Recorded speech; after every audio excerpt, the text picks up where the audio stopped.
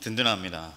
44기 이제 내년이면은 디모데 최고 기수가 되잖아요. 44기가 그 통계를 보면요, 한국교회 주일학교 학생들의 64% 정도가 대학 시절에 교회를 떠난다고 합니다. 그래서 우리 44기가 저렇게 많이 남아 있는 것은 하나님의 은혜고, 정말 64%의 학생들이 교회를 떠날 때 교회를 끝까지 지킨 우리 44기들 너무 감사하고 축복합니다.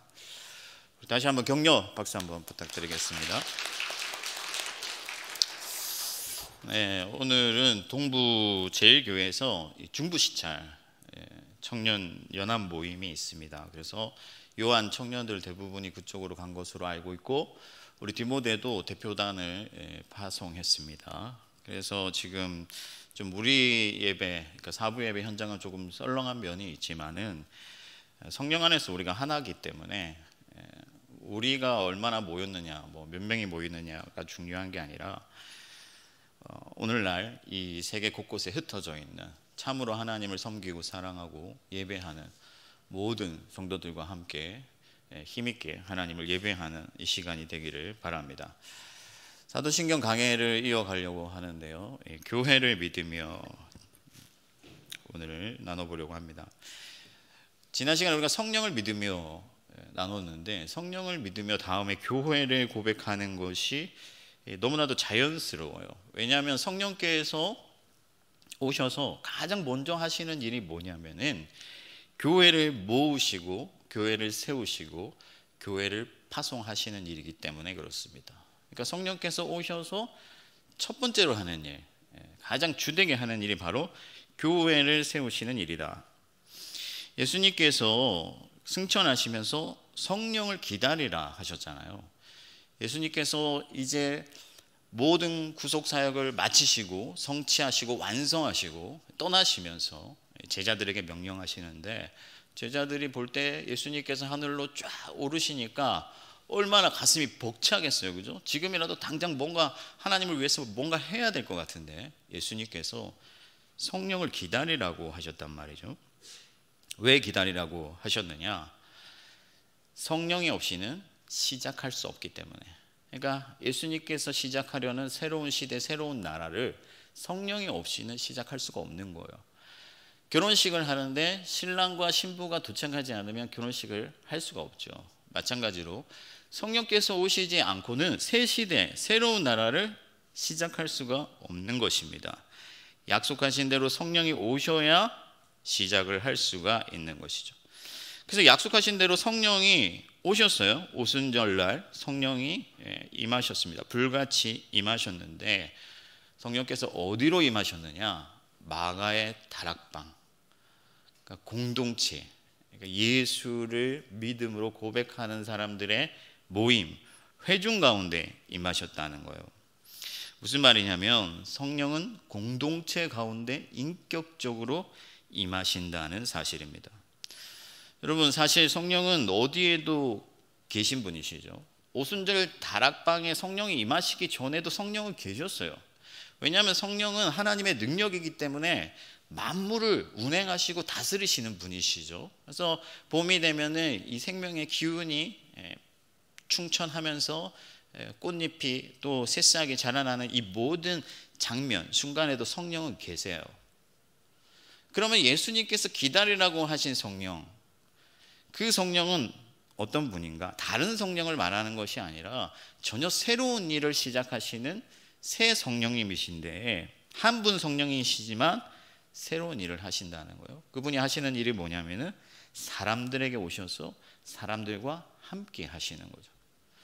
그래서 사람들의 마음을 여시고 사람들로 하여금 예수를 영접하게 하고 하나님의 도를 지키게 하고 의를 행하게 하고 거룩하게 살게 하고 하나님을 갈망하게 하고 하나님을 기뻐하게 하시는 거예요. 이처럼 성령과 동행하는, 그러니까 성령님이 사람들과 이제 함께 하시게 됐는데, 성령과 동행하는 그 사람들이 누구냐면 바로 교회입니다.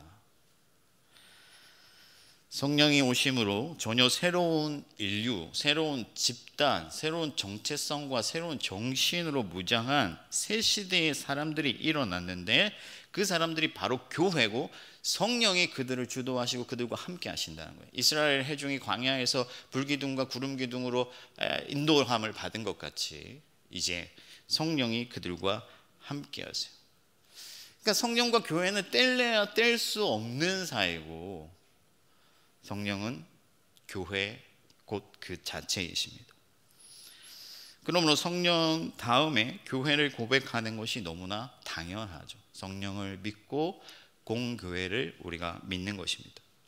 그런데 교회를 믿는다라고 이렇게 얘기를 하면은 좀 느낌이 이상하잖아요. 왜냐하면 우리가 하나님을 믿고 아버지를 믿고 예수를 믿는데 교회를 믿는다, 이상하죠. 여기서 교회를 믿는다는 것은 교회가 믿음의 대상이라는 것이 아니라 믿음의 내용이라는 걸 얘기해요. 믿음의 내용이다. 우리가 무엇을 어떻게 믿는가 하는 거죠. 좀 더 풀어서 말하면 그리스도 예수께서 구원을 성취하심으로 말미암아 교회가 이 땅에서 시작되었음을 믿는 것이고, 성령께서 교회 가운데서 함께 하시면서 계속해서 새로운 역사를 이끌어 가신다는 것을 믿는 것이죠. 교회를 통해서 하나님의 나라가 이 땅에 시작되고 하늘의 뜻이 땅에서 이루어진다는 것을 믿는 것이죠. 성령께서 교회를 세우시고 이끄시고 지금도 교회를 통해서 사람들을 구원하신다는 사실을 믿는 겁니다. 그래서 교회가 어떤 존재인지, 어떤 의미가 있는지, 교회라는 것이 도대체 무엇인지, 교회를 통해서 어떤 유익이 있는지를 믿는 것이죠. 따라서 여러분들 중에 누군가가 교회를 부정하거나 교회를 이탈하거나 교회를 거부한다면 그는 성령을 믿는 자가 아니고 또한 예수를 믿는 자도 아니며 아버지를 믿는 자도 아니다. 그래서 예수님께서는 교회의 말을 듣지 아니하는 자들은 이방인같이 여기라. 그는 하나님의 나라에 상관이 없다고 말씀하셨습니다. 그래서 여러분, 교회를 믿는다고 할 때는 교회의 권위도 포함되는 거예요. 교회가 가지고 있는 하나님 나라의 권위, 예수님께서 천국의 열쇠를 주신다 하시면서 너희가 열면 하늘에서도 열리고 너희가 닫으면 땅에서도 닫힌다. 무슨 말입니까? 교회를 통해서 구원이 베풀어지고 교회를 통해서 어떤 사람들 우리가 출교한다 얘기를 하잖아요. 이 사람에게 구원이 없다라고 교회가 선포한다면은 그는 구원이 없다. 땅에서 교회가 열면 하늘에서도 열리고 땅에서 교회가 닫으면 하늘에서도 닫히겠다라고 말씀했습니다. 물론 이것은 엉뚱한 교회, 이상한 교회, 탈선한 교회가 아니라 하나님의 참 교회를 말하는 것이겠죠. 교회를 믿는 자들은 교회의 질서를 존중하고 교회의 지도를 겸손히 받습니다. 예수님께서 교회에 천국의 열쇠를 주신 거예요. 그래서 그 교회를 반석 위에 세우고 어떤 음부의 권세도 그 교회를 흔들 수 없다. 얼마나 예수님께서 교회를 위대하게 세우시고 교회를 아끼시고 교회를 사랑하시는지를 볼 수가 있습니다.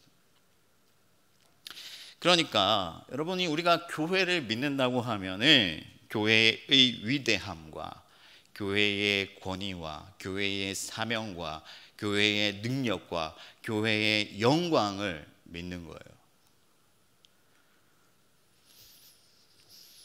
그래서 교회에 기꺼이 참여하고 내가 교회 되었음을 즐거워하고 교회에 속해 있다는 사실에 자부심을 느끼며 교회를 사랑하게 되는 것이죠.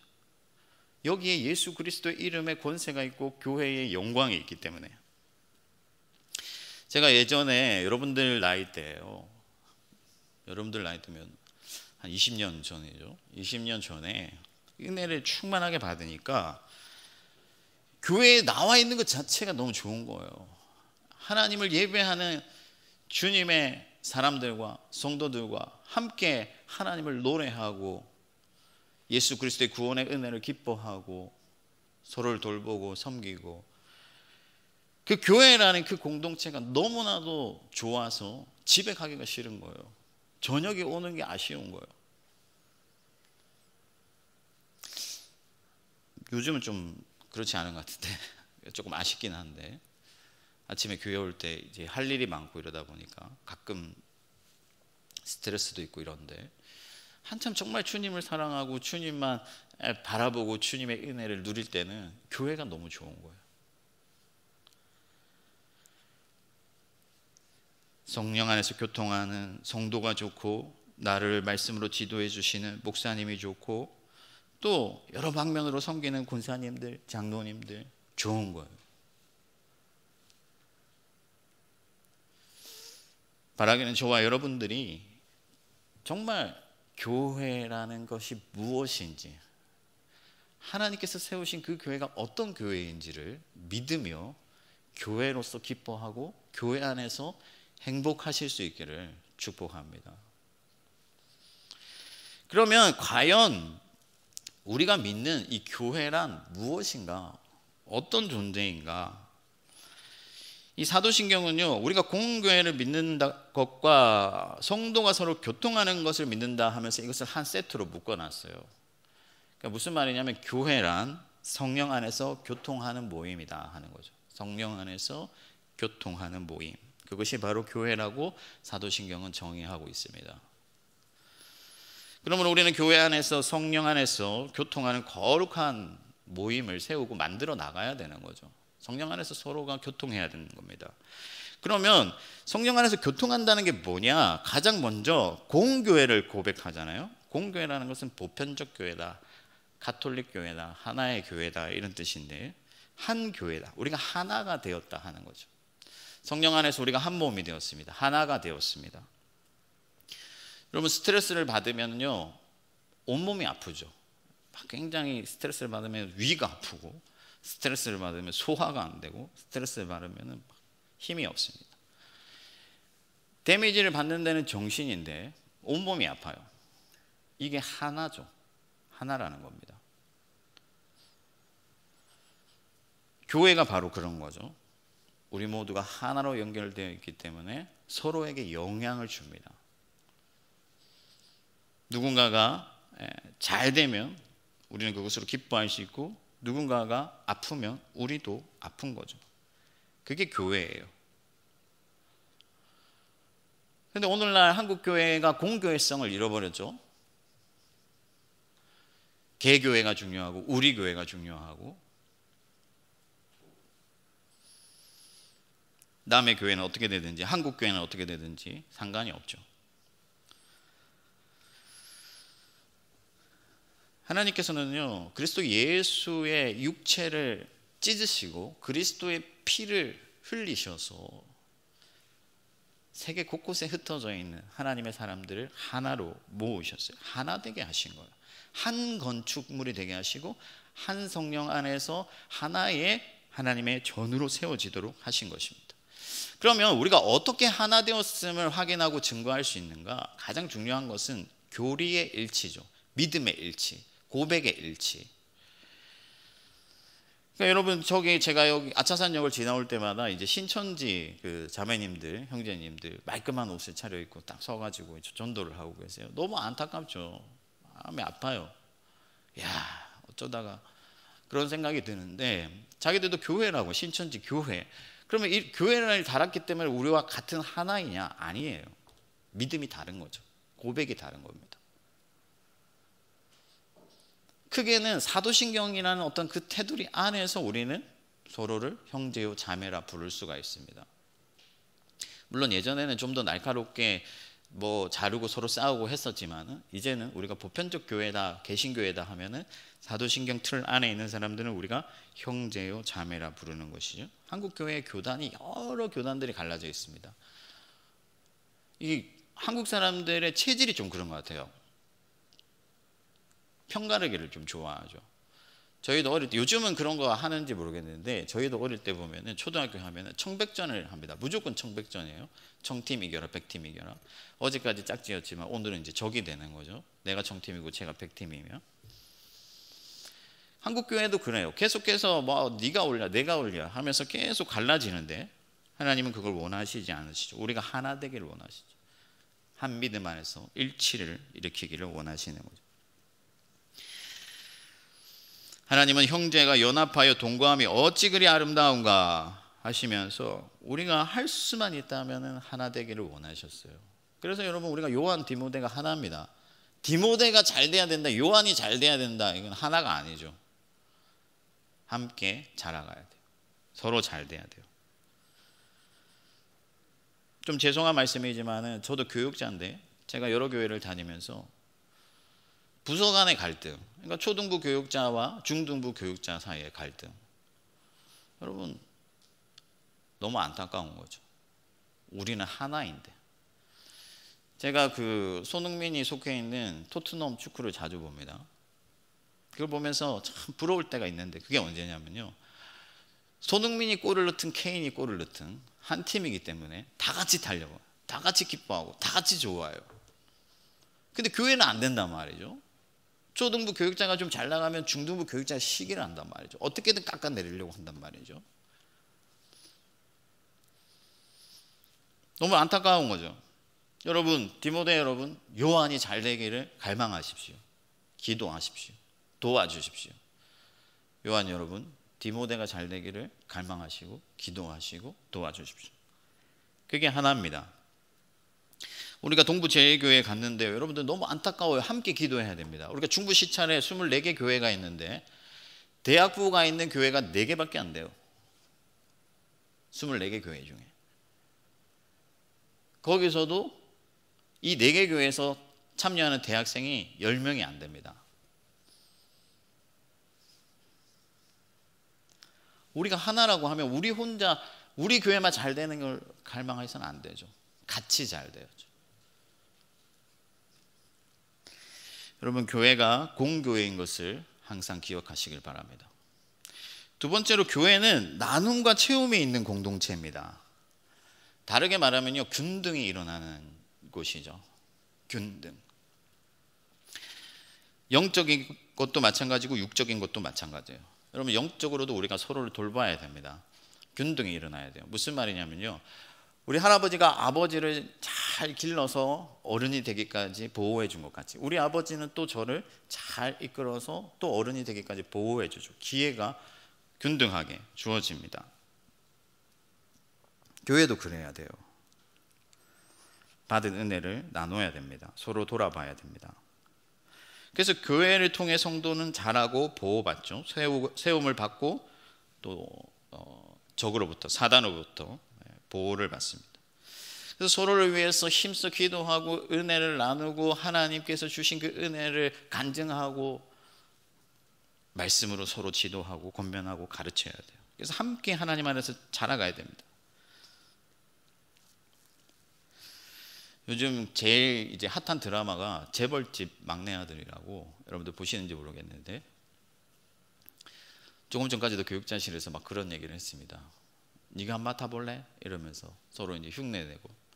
좀 제일 잘 나가는 드라마인데 거기도 보면 여러분 보세요. 주인공들이 우린 가족 아니에요 이렇게 얘기하면서 뒤에서는 서로 정치하고 뺏고 싸우고. 세상 사람들은 그렇습니다. 혈연이라고 해도 순수하게 서로에게 기회를 주지 못해요. 균등을 이룰 수가 없습니다. 내가 잘 돼야 돼요. 내가 우선입니다. 그러나 교회는 서로를 채워주고 거기서 기쁨을 얻는 진정한 가족 공동체예요. 아멘이십니까? 그래서 여러분, 우리가 성령이 오시면 돼요. 성령을 충만하게 받으면 되는데 성령이 없기 때문에, 우리가 은혜가 없기 때문에 안 돼요. 생각은 그렇게 생각을 하죠. 채워줘야 된다, 나눠줘야 된다. 그런데 안 되죠. 성령이 오시면 돼요. 사도행전을 보면요, 초대교회가 성령을 충만하게 받으니까 내 것을 내 것이라 주장하는 사람이 없고 서로의 쓸 것을 공급했다 라고 기록하고 있습니다. 어떻게 이런 일이 일어나냐면요, 성령께서 충만히 오시면 우리에게 예수의 생명이 가득해지고 우리는 예수의 생명을 공유하는 사람들이기 때문에 너는 내가 되고 나는 네가 되는 거죠. 하나의 생명을 공유하는 것이죠. 뿌리가 하나인 나무의 열매를 보시면요, 하나가 썩으면 다 같이 썩습니다. 그렇지 않습니까? 뿌리가 썩어 있는 나무에서 사과 하나는 정말 탐스러운데 나머지는 썩어 있을 수가 없어요. 한 생명을 공유하기 때문에. 우리 예수 그리스도라는 하나의 생명을 공유하는 한 공동체이기 때문에 서로를 세워주고 서로를 채워주고 서로에게 쓸 것을 공급하여 줘서 함께 살아야 되는 것이죠.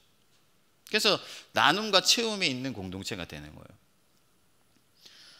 실제적으로도 그렇습니다, 여러분. 말만 밥 좀 먹고 다녀라 하면은 그건 진짜 교회가 아니죠. 먹여야 돼요. 그게 진짜 교회입니다. 제가 전에 어디서 사역할 때 제가 담당하는 부서 아이는 아니었어요. 전 대학부를 하고 있었는데 중등부 아이였습니다. 근데 교육자 회의할 때 제가 들었어요. 그 아이 집안의 형편이 그렇게 좋지 못하고 어려움이 많다.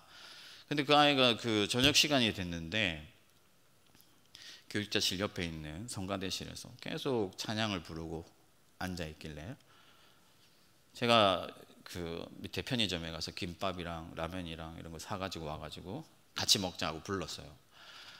그래서 같이 먹는데 그 친구가 저한테 그런 말을 하는 거예요. 목사님, 밥 먹었니? 이렇게 물어보지 않고 그냥 밥 사주셔서 감사합니다. 그러니까 그게 지금까지도 제 머릿속에 남아있어요. 여러 어른들이 지나가고 여러 어른들이 그 친구를 만났지만 늘 하는 얘기가 밥은 먹었니?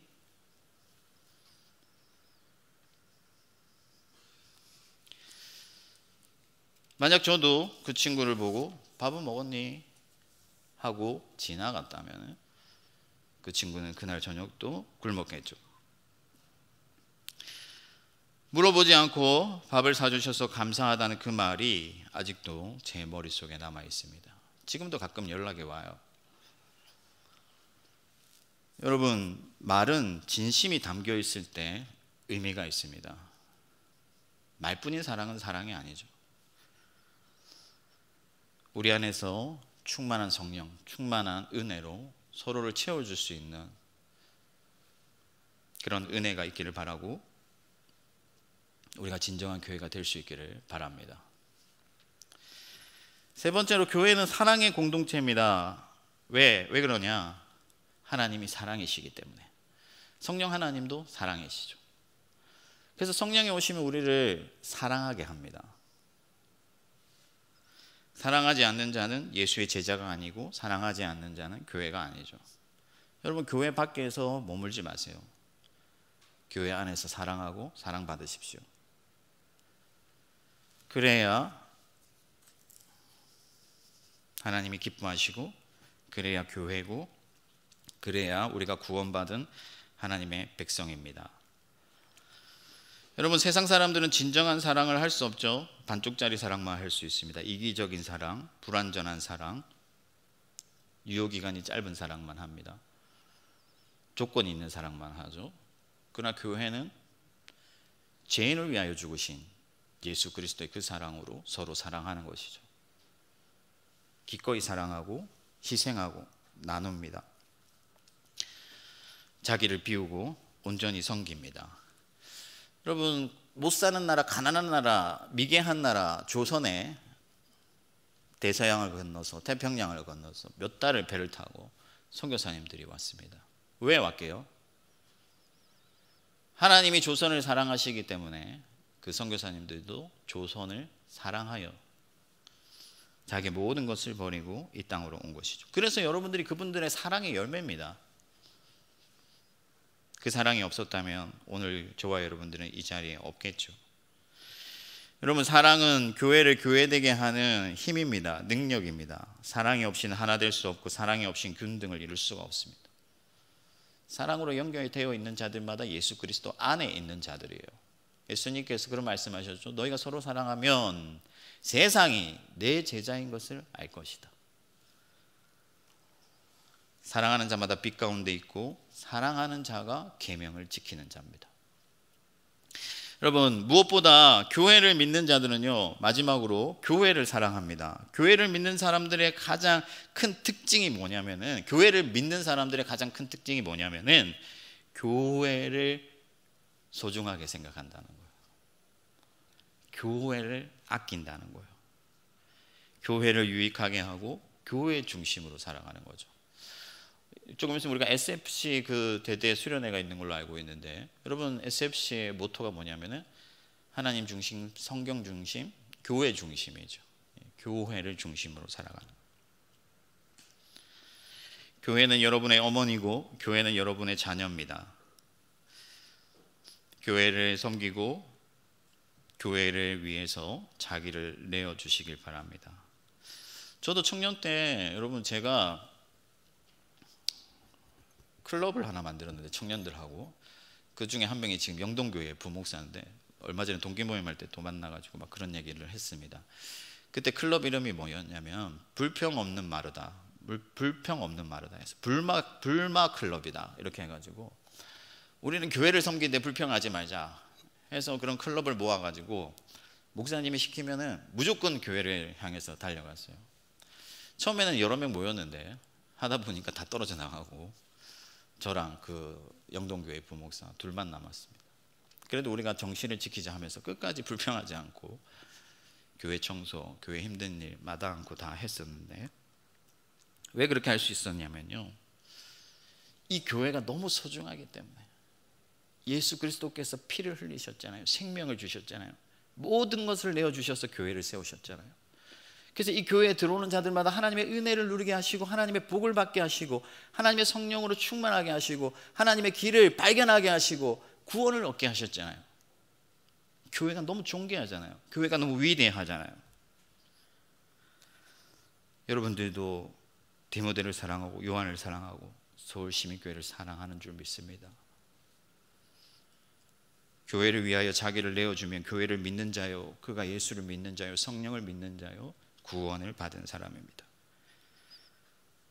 저와 여러분들이 평생 살아가는 동안 주님께서 피 흘려 세우신 교회를 사랑하고 아끼고 보호하고 돌보고 그 교회 안에서 충만한 은혜를 누리시기를 주님의 이름으로 축원합니다.